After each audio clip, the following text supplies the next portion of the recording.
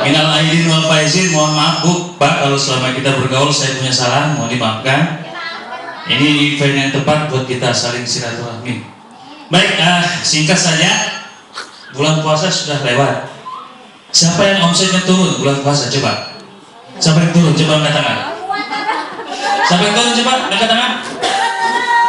Yang naik siapa? Ada juga ya. Naik benar, naik berapa nih? Dari 1 juta ke 2 juta gitu ya. Ya baik, baru sekalian, bulan puasa sering jadi momok bagi kita, betul ya? Betul. Ada yang bilang, Pak, waduh bulan puasa untuk presentasi ke orang susah ketemunya. Ada yang bilang, Pak, untuk undang orang ke kantor susah banget. Ada juga yang bilang, Pak, haus Pak. Ya, bulan puasa haus. Ada juga bahkan ada yang bilang ke saya, Pak, saya break dulu deh. Nanti saya mulai lagi setelah lebaran. Ya akhirnya waktu juga yang terbuang. Ada yang seperti itu. Alasannya mau fokus ibadah katanya. Mantap ya. Iya, namanya alasan pasti masuk akal Bu. Nggak ada alasan yang dibuat itu nggak masuk akal ya. Jadi bagi Anda yang masih suka membuat alasan, ya mohon maaf saya katakan itu sudah basi ya. Jadi nggak usah lagi buat-buat alasan. Kita udah paham lah, udah kebaca. Nah, sebenarnya Bapak Ibu sekalian, kita semua di sini kan maunya sukses ya. Kita mau kehidupan yang lebih baik. Nah, yang tadi bulan puasa itu sebenarnya momen yang tepat harus kita manfaatkan. Ya, jadi kesulitan ya, namanya sulit, hambatan, tantangan, rintangan seperti di bulan puasa itu sebenarnya harus kita lewati, harus kita lalui, harus kita alami. Untuk apa? Untuk memperkuat kita, untuk membuat kita menjadi orang yang lebih hebat. Ya, jangan malah kita hindari. Kalau kesulitan itu kita hindari, ya kita nggak akan jadi lebih kuat, kita masih akan tetap lemah. Ya. Saya mau kasih cerita sedikit. Jadi, suatu ketika ada seorang anak kecil, seorang gadis kecil, dia menemukan sebuah kepompong ya di halaman rumahnya. Tahu kepompong, Bapak Ibu? Tahu ya. Nah, dia lihat di situ ada lubang kecil dan ada seekor kupu-kupu yang akan keluar. Nah, karena dia membayangkan indahnya warna-warni kupu-kupu, jadi dia memutuskan untuk memperhatikan dan menunggu ya. Setelah lama menunggu, dia lihat kupu-kupu tadi sedang berusaha berjuang sekuat tenaga untuk keluar dari kepompong tadi ya. Lama dia menunggu, akhirnya mungkin karena merasa waduh udah lama, dia memutuskan untuk membantu kupu-kupu tadi supaya bisa keluar. Lalu diambil gunting, dia buka lubang yang sudah ada tersedikit, dibuka lebih besar sehingga kupu-kupu tadi bisa keluar ya. Gadis kecil ini sudah tidak sabar mau lihat kupu-kupu ini terbang untuk pertama kalinya. Tapi apa yang terjadi? Dia mendapati tubuh kupu-kupu itu menjadi bengkak, sayapnya keriput. Ini sudah dipastikan tidak akan bisa terbang. Nah, Bapak Ibu, ternyata usaha perjuangan kupu-kupu untuk keluar dari kepompong itu diperlukan untuk melatih sayapnya supaya lebih kuat. Dengan dia berusaha keras, ya dia berjuang untuk keluar dari kepompong, itu akan memaksa cairan yang ada di tubuhnya menyebar sampai ke sayap. Nah, sementara kupu-kupu tadi dibantu oleh sang gadis kecil sehingga dia tidak melewati perjuangan itu.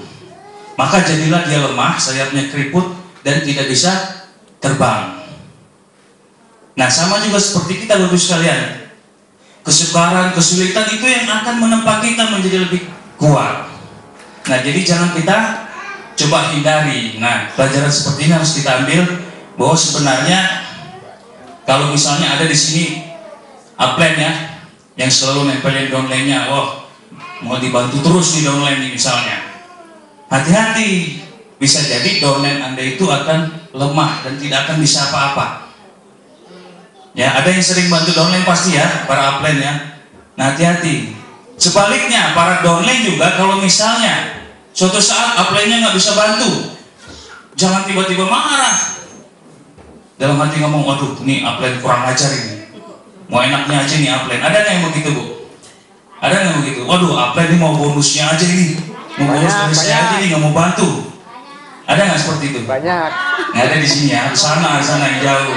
Nah, jangan seperti itu Bapak Ibu sekalian, karena jangan lupa Anda pun bakal jadi upline. Ya, jadi kalau Anda mau nanti downline Anda punya sikap yang baiknya, Anda juga hargai apa yang Anda sekarang. Kalau istilahnya Pak Manap tuh mangkis mangkidu ya Pak ya. Saya banyak belajar dari Pak Manap ini. Mangkis mangkidu ya. Bapak monyet, saya monyet. Nah, jadi bagus sekalian, banyak yang terjadi seperti itu. Ketika dibantu, niatnya boleh jadi sangat baik ya, niatnya baik, tapi akibatnya yang dibantu ini malah lemah. Saya mau tanya, bukankah layang-layang itu bisa terbang karena melawan angin yang kencang ya? Kalau dia hanya mengikuti angin seperti layang-layang putus, memang enak, dia nggak pakai tenaga, ikut aja. Cuman akhirnya apa? Jatuh juga ke tanah. Ya, memang enak dia ikut aja nggak pakai tenaga, tapi jatuh juga dia akan ke tanah. Nah, mutiara Bapak Ibu sekalian itu dihasilkan dalam kerang. Sebelum jadi mutiara, kerang ini menahan sakit yang luar biasa. Tapi setelah dia melewati itu, jadilah mutiara yang indah, cantik, mahal. Ya, nah, artinya kalau kerang ini tidak melewati sakit yang luar biasa tadi, tidak akan jadi itu mutiara. Sama seperti kupu-kupu yang tadi. Sebelum jadi kupu-kupu yang cantik, indah, bisa terbang, dia adalah seekor apa? Ulat. Mohon maaf, hidup ulat tahu sendiri ya, menjijikkan. Luar biasa lah, pokoknya hidupnya susah banget. Setelah dia melewati hidup yang susah, jadi kepompong, baru jadi kupu-kupu. Ada prosesnya. Nah, manusia juga sebenarnya memiliki hukum yang sama. Kita sama dengan mereka, sama-sama berada di alam. Ya, sama kita di alam. Jadi makanya tidak ada satupun orang hebat, orang besar, orang kaya yang tidak pernah mengalami masa sulit. Tidak ada satupun. Jadi semua pasti mengalami masa sulit. Coba kita buktikan ya. Mohon maaf, Pak Fahmi. Pak Fahmi pernah nggak presentasi naik angkot? Pernah Pak ya? Pernah nggak presentasi rambut gondrong, bawa tas panjang sampai sini, bawa isinya starter kit? Pernah nggak Pak? Pernah ya. Tapi pasti Pak Fahmi tidak pernah ditolak kan? Tidak pernah ditolak Pak? Oh, jarang ditolak, tapi pernah Pak ditolak? Pernah. Enak nggak Pak ditolak? Enak ya? Iya. Terima kasih Pak Fahmi. Iya. Banyak orang besar, coba bisa Anda tanyakan, pasti mengalami masa sulit. Tidak mungkin mereka tidak, karena masa sulit inilah yang akan menempa mereka, yang akan melatih mereka menjadi lebih kuat. Mereka tidak pernah menghindari yang namanya tantangan, rintangan, hambatan, tidak pernah. Tapi mereka lewati, mereka tembus, sehingga dari sana mereka bisa mengambil pelajaran ya. Saya pun sama ya, sebelum jadi seperti ini, dulu mungkin sama Pak Manap ya, saya banyak belajar sama Pak Manap di Caman ya, mungkin gang-gang di Jati Bening itu belum pernah ada yang saya tidak pernah masukin Pak ya. Kita berdua dulu omsetnya selalu lebih besar dari saya nih Pak Manap nih. Iya, dari dulu. Kalau cuma diomelin orang mas sering ya, diusir orang sering ya. Dulu Pak Fahmi ini mana kenal sama saya, nggak kenal. Apalagi Pak Bani nih, wah mana kenal sama saya. Tapi lihat sekarang, setelah melewati proses yang panjang, ternyata saat ini saya berdiri dan bicara di depan mereka Pak. Luar biasa kan? Saya bicara di depan mereka dan mereka harus dengar, mau nggak mau. Nggak mungkin tutup kuping begini, nggak mungkin kan? Nah, itulah setelah melewati proses yang panjang, akhirnya jadilah kita orang yang lebih baik. Nah, saya berharap Bapak sekalian, masa-masa sulit ini jangan dihindari ya. Keadaan yang misalnya tidak menyenangkan jangan dihindari. Ya, tadi juga Bu Wati sudah singgung, ini kita hanya cukup banyak melakukan. Nah, saya pertegas lagi, di bisnis water itu murni mengandalkan hukum rata-rata ya. Saya pertegas lagi, tadi Bu Wati sudah bilang, di water ini murni mengandalkan hukum rata-rata. Siapa yang belum tahu hukum rata-rata? Nah ya, murni mengandalkan hukum rata-rata. Jadi tidak perlu Anda mencari cara-cara yang canggih untuk bisa sukses, nggak perlu. Tidak perlu Anda berpikir bagaimana yang saya bisa sukses begini begitu, nggak perlu, capek-capekin aja. Satu-satunya yang diandalkan hanya hukum rata-rata. Tidak mengandalkan tingkat pendidikan Anda, tidak mengandalkan bakat, tidak mengandalkan relasi atau sebagainya. Yang kita andalkan di water cuman hukum rata-rata. Semakin banyak Anda bertemu dengan kata tidak, maka semakin dekatlah Anda dengan kata iya. Anda harus memahami hal ini. Kuncinya dengan banyak melakukan, gali tanam, akhirnya bisa Anda tuai. Semakin banyak Anda melakukan, tentunya peluang untuk bisa berhasil jauh lebih besar. Banyak juga Anda lihat di sana Pak, orang itu baru presentasi 5 kali tapi kok sudah closing 1. Saya udah 20 kali presentasi nggak pernah closing, Pak. Nah, memang banyak hal yang membedakan, yang masing-masing orang hukum rata-ratanya berbeda. Salah satu faktornya mungkin knowledge dan sebagainya ya.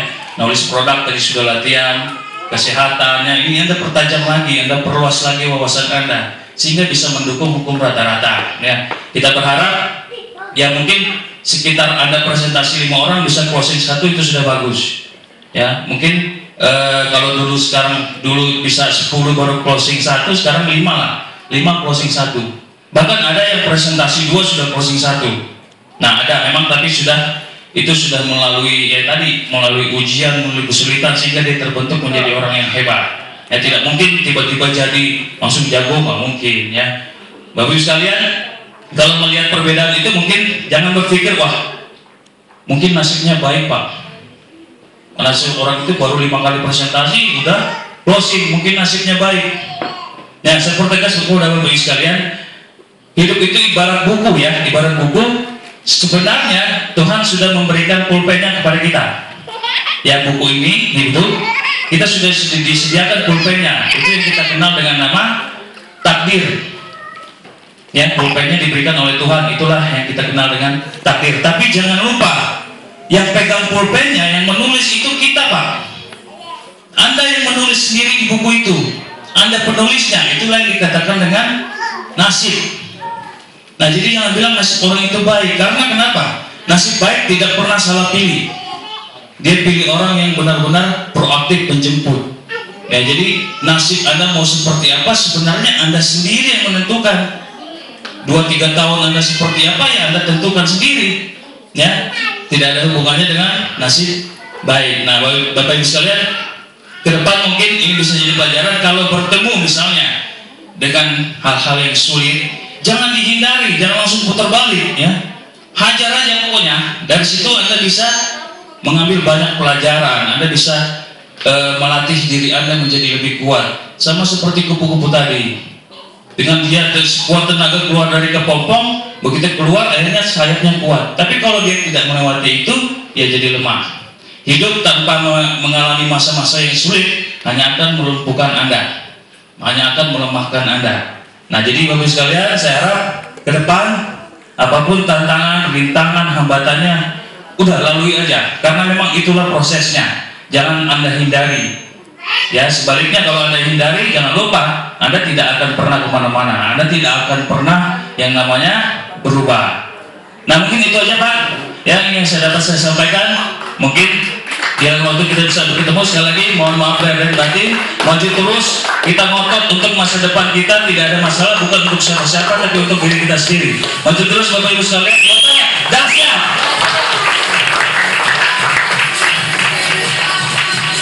Sekali lagi tepuk tangan Ibu sekalian, filosofi yang sangat luar biasa ya. Semakin banyak, semakin sering kita mendapat kalimat tidak, semakin dekat kita mendapat jawaban ya.